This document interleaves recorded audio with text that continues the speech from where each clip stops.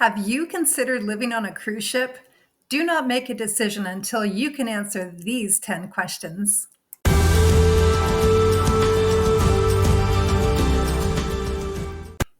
When people find out that Kirk and I live on cruise ships, they say that we're living the dream. But are we really? I've come up with a quiz just for you that'll help determine if it's a good idea for you or not. I will give you a scenario that directly shows you a personal example of us having retired on cruise ships, and then I will ask you a question. Each question will require an answer that is scored out of 4, with 4 being the highest and 1 the lowest. Keep your own score, and I'll show you the results in the end. Scenario 1. There's a lot of detail that you need to coordinate when you live on ships. Personally, Kirk and I ship hop, and that means that every 2 weeks or so we pack up and change ships. Keep in mind that there will likely be breaks in between the ships. So in advance, we book and plan at least the next few ships in a row. We book and pay for the hotels in between. We figure out the transportation to the ship or to the hotel or getting a car rental. And we do all the banking to make sure that the payments are made and the points have been applied. And we calculate all of the different time zones that we'll be in and update people and companies about our whereabouts and more. Question 1. In seeing the amount of details you need to coordinate, rate your level of organization skills as a whole. So give yourself a 4 if your skills are excellent, a 3 if you're good but you need practice, a 2 if you're poor or need improvement, and a 1 if you know that you definitely would be frustrated and not really able to be that organized. Again, give yourself a score out of 4 that matches the closest description. So for me, I would give myself a 4 as I love to create an Excel file and fill out all the details and make sure that every little bit of information has been thought of. I would also like to remind you that you can pause the video at any time. Some of these questions probably shouldn't be rushed, and I would also like to invite you to put comments below if you have questions or if you need some clarification. So let's move on to the next question. Scenario 2. We often get asked about why we choose one cruise itinerary over another. We could be excited about going to a new place, checking out a new ship, following a ship with a theme, making plans to meet people we know, going to specific events around the world at certain times. So, question number 2. Do you have fun making plans? Do you like to spend hours of time looking at itineraries or looking at various ships? Do you like to plan or find out about being at certain events or places at specific times? So rate yourself on how much fun you have planning. Give yourself a 4 if, yes, you love to investigate and plan and you get excited even thinking about it. Give yourself a 3 if it sounds fun and you could probably do a great job. Give yourself a 2 if you're neutral and you don't really get that excited about any of it. And a 1 if no way you can't plan anything. So for me, one of the biggest aspects of making sure that we don't get bored is that we like to ship hop and not only experience different ships, but different places around the world. We love to make plans and book the trips as it keeps us excited. So for me, I would rate myself a 4. What about you? Scenario number 3. We typically go on cruises that are from 10 days to a month before we change ships. This ultimately requires a lot of packing and unpacking of our suitcases. In the past 3 months, for example, we were on 5 ships and 11 hotels. Remember that not all cruises completely line up one after another. So this ends up requiring a lot of packing and unpacking. You have to have a system of packing because it could be a lot. And even though Kirk and I only have one bag each, we each still have a backpack too. And with all the starts and stops, your method of packing into a carry-on has to be pretty much mastered as well. So let's give this one a rating, the kind of lifestyle of being on the move, living out of a suitcase. So give yourself a 4 if you think it sounds adventurous and you could constantly do this. Give yourself a 3 if you think you're up for it. Give yourself a 2 if you're neutral, and a 1 because it sounds painful. I give myself a 3. I think this is the worst part of cruising. We're up for it because we have a system on packing that works for us now, but even still, it's horrible. Along the lines of question 3, it can be really tiring and feel like an ultra long day when you're carrying your luggage from one ship to another or going immediately to check into a nearby hotel hours before your room is ready. You have to think about so many things. Are you walking your stuff from one ship to another? Are you storing your luggage somewhere while you wait for a hotel room? You won't be on a ship getting free food, so where are you going to eat? Where are you going to freshen up? Where are you going to relax? So let's evaluate the in between, such as waiting for the connections, the luggage handling, the lack of having a place to relax, the going to a hotel for a night. So give yourself a 4 if you are totally up for it. Give yourself a 3 if you don't really mind. Give yourself a 2 if you can do it, but you wouldn't be happy, or a 1 if you'd be really miserable.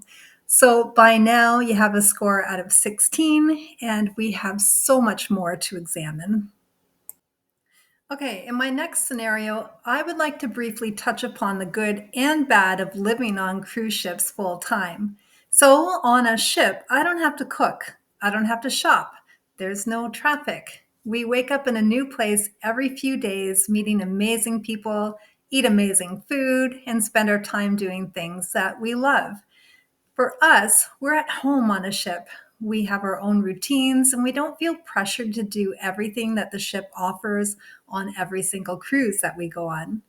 But there are other aspects of living full time on a cruise ship too that could be an actual negative.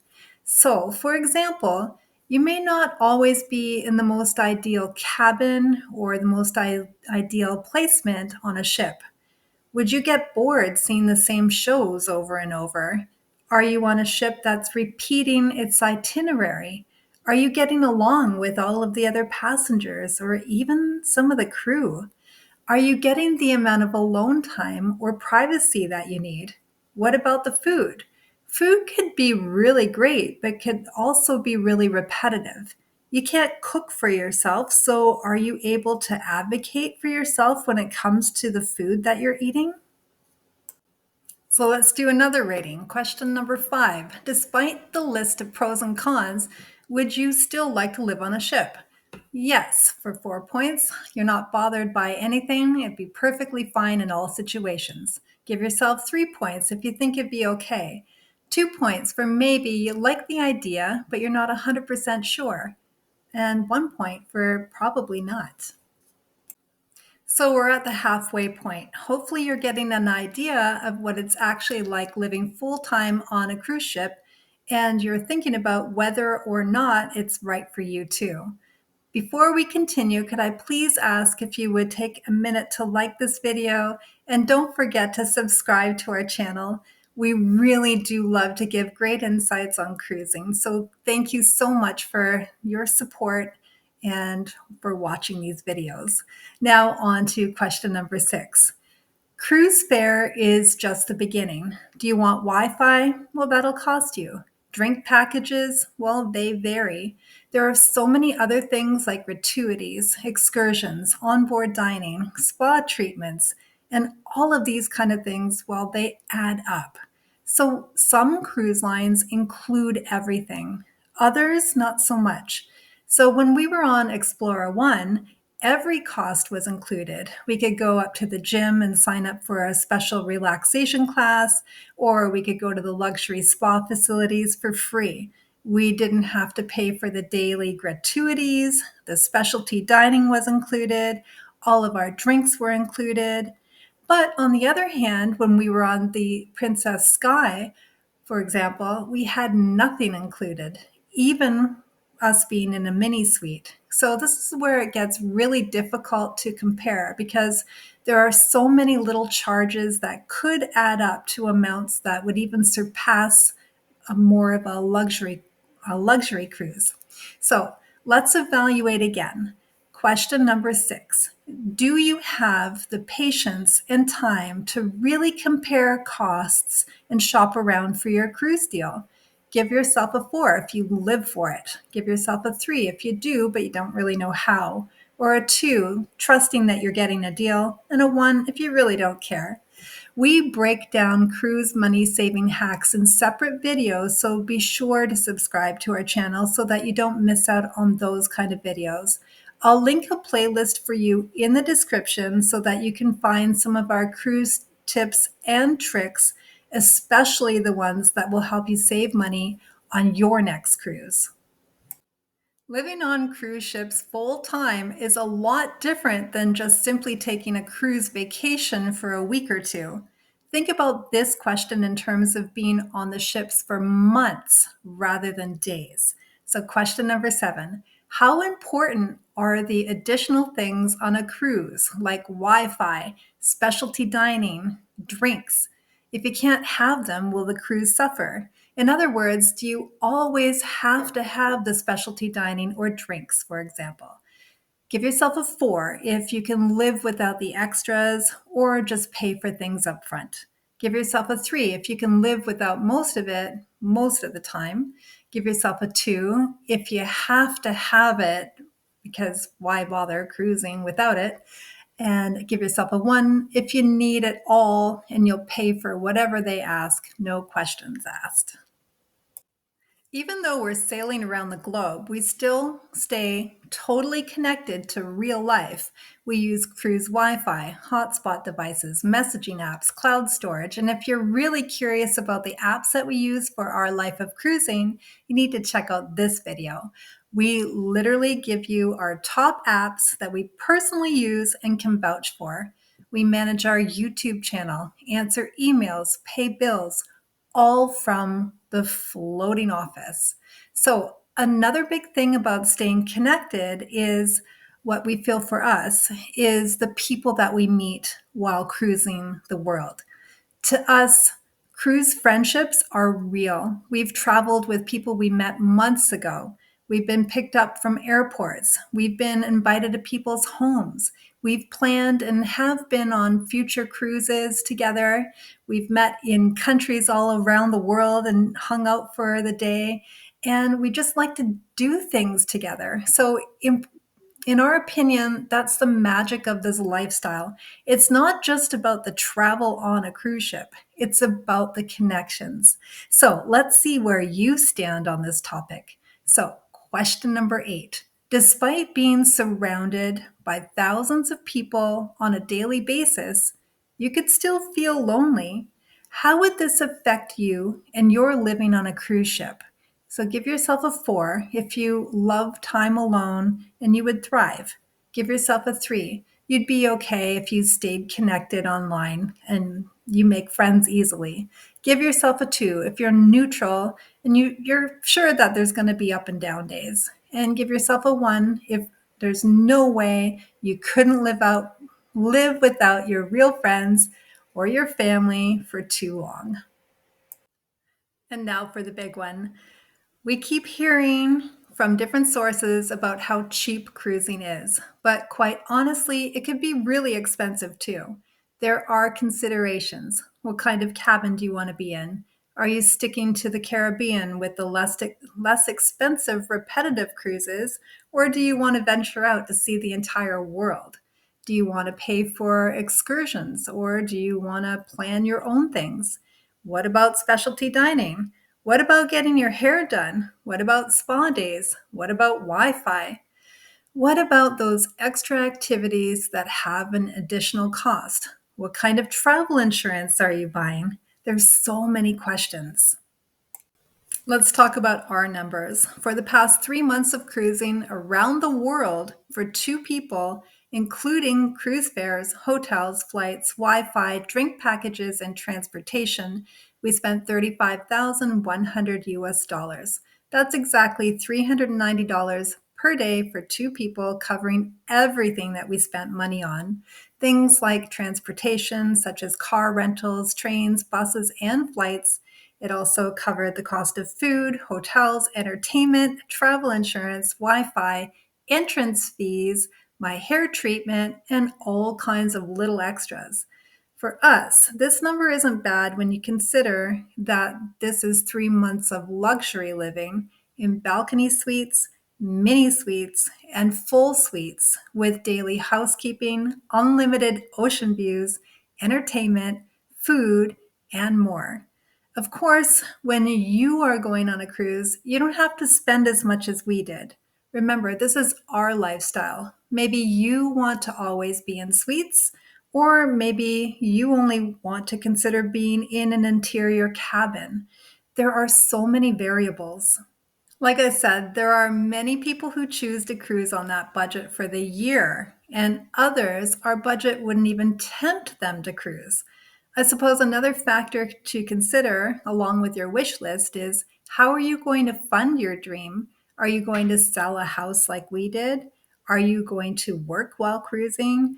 Are you living off of investments? So at this point, I'd like to evaluate what you think and ask the next question. So here we are now on question number 9. After hearing about our real costs of living on a ship, evaluate whether you think it would fit into your lifestyle. Give yourself a 4 if you get what you pay for and that's what you want. Give yourself a 3 if you think you can do it, but you might not be willing to pay for it. Give yourself a 2 if you don't know if you can do this, and a 1, no way. It's not the lifestyle for you. Question 10. You may still be working. You may be retired. This could be a dream. Let's evaluate what you think right now about the dream. What do you think? Give yourself a 4 if you still think that you would love to live full time on a ship even after watching this video. Give yourself a 3 if you think you could do it for a short time but you're not quite sure. Give yourself a 2 if you think you have a lot to think about and it may or may not be everything that you thought. And give yourself a 1 if you realize, no way, you can't do this. Living on cruise ships for us is fun, fast, and sometimes frustrating, but it's also unbelievably rewarding. I hope that this video has given you a better idea or gives you a true glimpse into the realistic side of long-term cruising.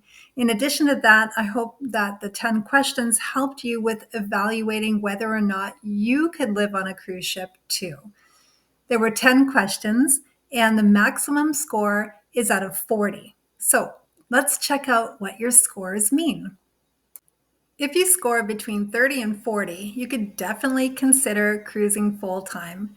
You've taken the first step already by evaluating some of the insights and looking at cruise content made by us at KirkToriStory to see if this lifestyle is for you. If you haven't already done so, you should try booking a couple of back-to-back cruises or trying to go on a few longer itineraries, like 30 days or more. If you score between 20 and 29, perhaps you're on the fence thinking that cruising full time is a great idea, but you may not be ready to do it. You should try checking out some of the different cruise lines around the world, as the experiences really do vary, and so do the prices. Try booking a couple of different cruise lines at different times of the year to get some new experiences. If you score between 10 and 20, perhaps you may not be suited for living full time on a cruise ship. It isn't for everyone. And with this score, it could indicate that the experience would be frustrating or not as fun as others imagine. I really do hope that you had fun with this example and evaluation. And please be sure to subscribe to KirkToriStory for cabin tours, cruise hacks, and insider secrets from the sea. And let us know in the comments, would you live on a cruise ship? Thanks so much for watching, and we'll see you in the next video.